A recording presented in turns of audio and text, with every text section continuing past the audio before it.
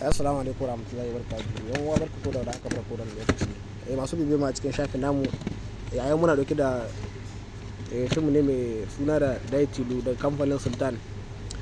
Kakin mu je da bayanan namu ku daure ku gudu subscribe da alama karara a duk lokacin da muka dore shirye-shiryen mu za ku same su akai insha Allah. Waɗannan fina-finai ne wanda ba za ka samu a YouTube ba saboda yau muna dauke da bayanai ne ta yadda za ku samu fina-finai da dama waɗanda ba ya wannan film kaɗai ba.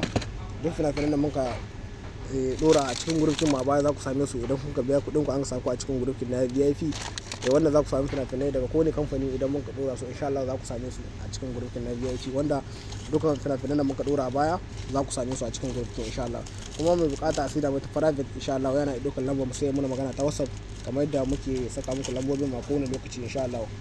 Akwai kuma linkin mu wanda muke saka na group wanda na Telegram da na WhatsApp wanda za ka iya shiga a ciki sai ka muna magana masu admin sai su saka a cikin group na VIP wanda za ka biyan kuɗin ka insha Allah. Kamar da kuka gani wannan fina-finai ne wanda muke sakawa a cikin group guda uku ko wace rana wanda ba za ka samu a YouTube ba.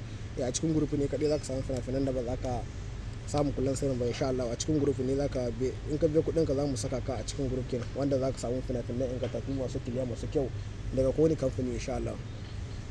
Kar ku manta ku nuna subscribe da alamar karara a duk lokacin da muka ɗora shirye-shiryen mu za ku same su a kai insha Allah. Waɗanda ke buƙatar kenan shiga cikin group na VIP za su yi ɗaukar lambobin mu su yi wani magana ta WhatsApp da yadda za su samu fina-finai ingantattu masu kiliyan masu kyau a cikin group namu na VIP wanda muke saka guda uku ko wace rana insha Allah.